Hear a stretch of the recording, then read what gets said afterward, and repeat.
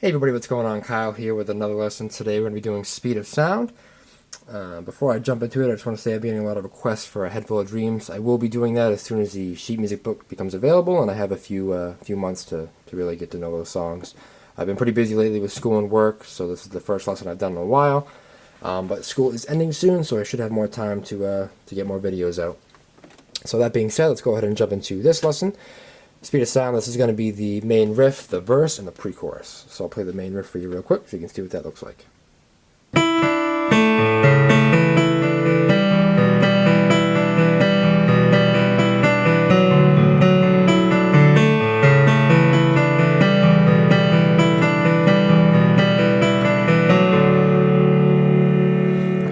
So as you can see, you're doing two different things with your left hand and right hand. So if you have trouble getting two different melodies down with both hands, it is going to be a little bit tricky for you. It was pretty tricky for me. I learned it a couple years ago, that main riff anyway. But if you practice it nice and slow, you should be all set. So first off, I'm going to go with the right hand, and that's pretty simple. It's just it's E and D. And then you're pretty much going to be switching off between three notes: A, G, F sharp. Sounds like this.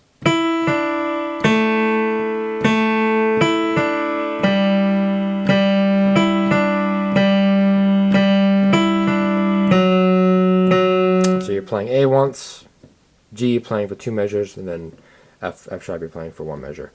But you're playing each note twice. And then you repeat that twice, and there's the main riff right there.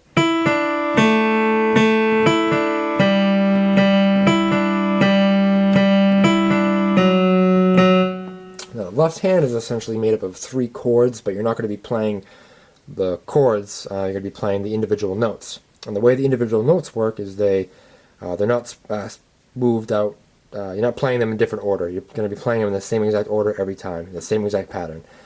And you're going to be going up the scale, I guess you'd say. You're just going to be going up the keyboard. You're not going to be starting high and going lower. You're just going to go right up the keyboard. Now, there's three notes in each chord, but you're going to be playing four notes. So you're going to be playing the three notes right in order, and then you'll be playing that third note the fourth time. So that third note you're going to be playing for twice, basically. So the first chord is an A. It's A, C sharp, and E. Second chord is E, B, E. Last chord is D, A, D. So first off, I'm going to play the left hand individually, so you can, or by itself, so you can see what that sounds like. So left hand alone sounds like this.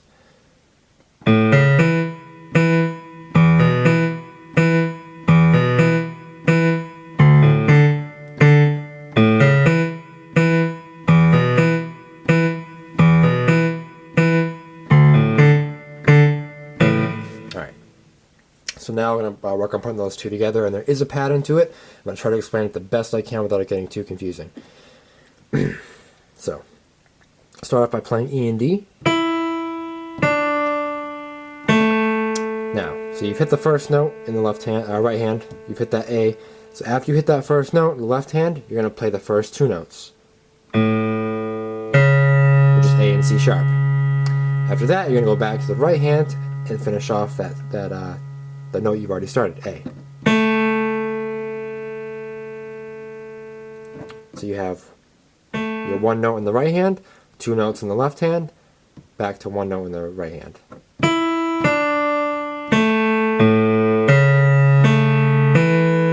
After you finish that off with the right hand, you're going to go back and hit E with the left hand. So it's one note, two notes, one note, one note.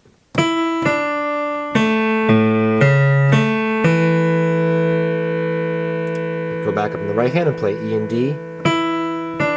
Now before you hit G, you're going to play that E one more time in your left hand.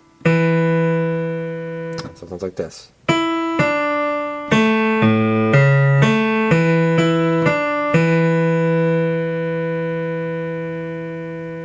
Now when you hit G, you're moving down to that second chord, the E, B, E. But the pattern starts over. So you hit that G the first time. Left hand, you hit those two notes. Back to the right hand. left hand. Hit E and D, and then hit that E one last time.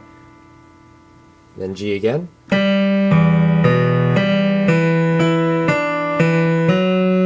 Down to F sharp, same pattern. See how that pattern works? Just the first note, two notes, one note, back up to E and D, hit that note one more time before you head on to the next one.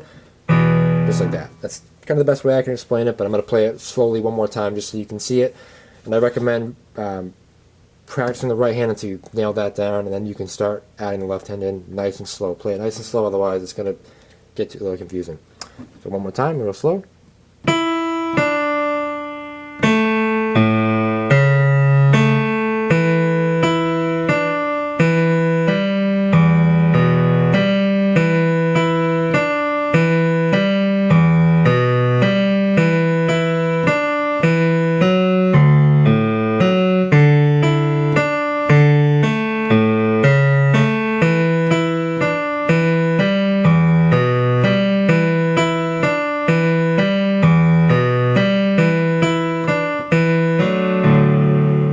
Last time you can end with the chord, so you hit D, A, D, right hand you're going to hit F sharp, A, and D. So that's the best way I can explain it. Like I said, it's a little tricky, but once you get the pattern down, you're all set. So just rewind it and watch it. I don't want to spend too much time on that one part. Once you get it down, the pattern actually it clicks. It feels natural to play it. So next we're going to move on to the verse, which consists of three main chords, but you're going to play one of them twice. Sounds like this.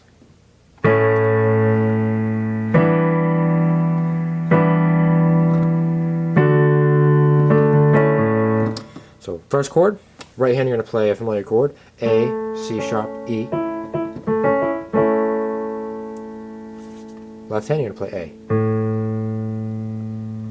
That's the first chord.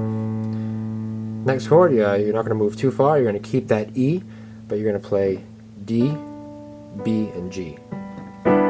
So E, D, B, G. And then the left hand, you're going to move up to an E. So A. Down to that chord. You're going to hold that for two measures. Last chord, right hand you're going to play A, D, F sharp, left hand you're going to play D. And what you notice the verse is doing, it's mimicking the main riff where you play A, G, hold G for that third measure, and then F sharp. So verse.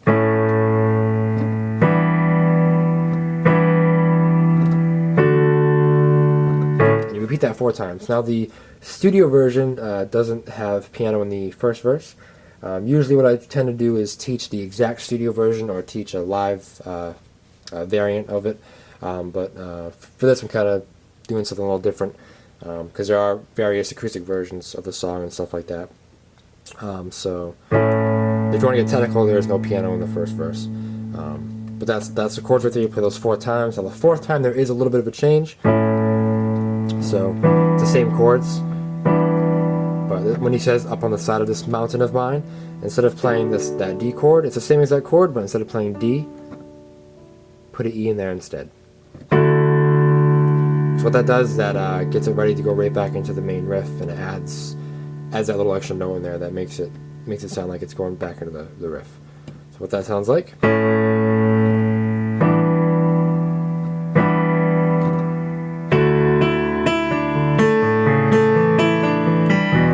How that sounds.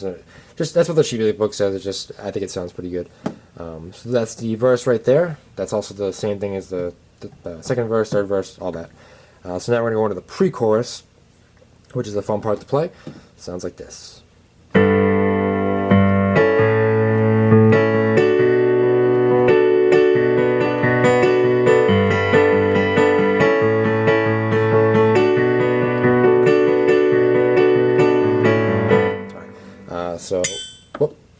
So I'm going to show you the chords right there because in the studio version, the chords are played straight like that. They're just...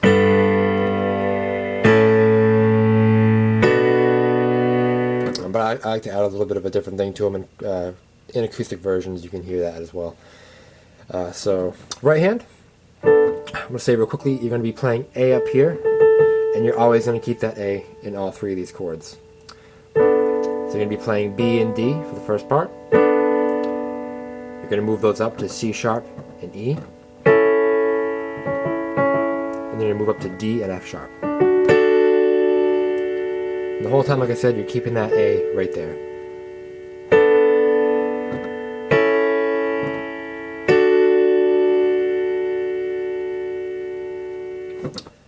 So those three chords right there.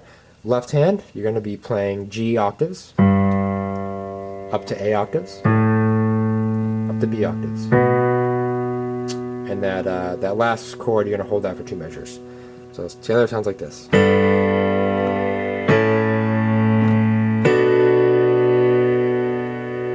And then repeat that twice.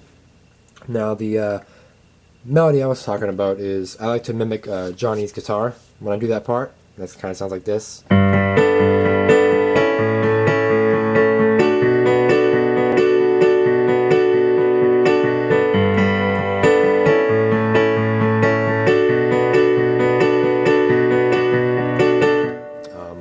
So all to do right there is I'm playing the octaves, the octave notes individually. And the rhythm is 1 2 3 1 2 3 1 2 1 2 3 1 2 3 1 2. So if you follow that rhythm, it's 1 2 3 1 2 3 1. Sorry, 1 2 3 1 2 3. So you're playing the notes, note down there, up there, playing the chord, then again. Then this time, instead of playing the low note, you're going to play the higher note. And then you switch to that second chord. So, slow.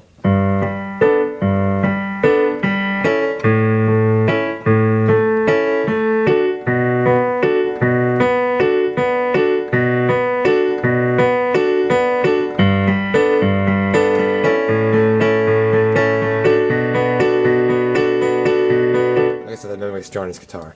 What you could also do is, like I said, you know, make it yours. Add your own little flair to it. So maybe. So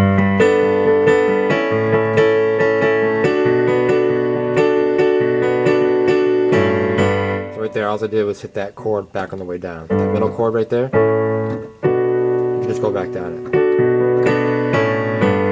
Well, there's plenty of things you can do with it to make it your own. But those are the chords, and you know.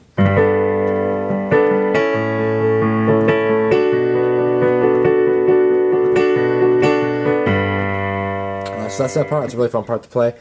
So check out part 2 for the chorus, and then the bridge and the ending as well. Thanks for watching, guys.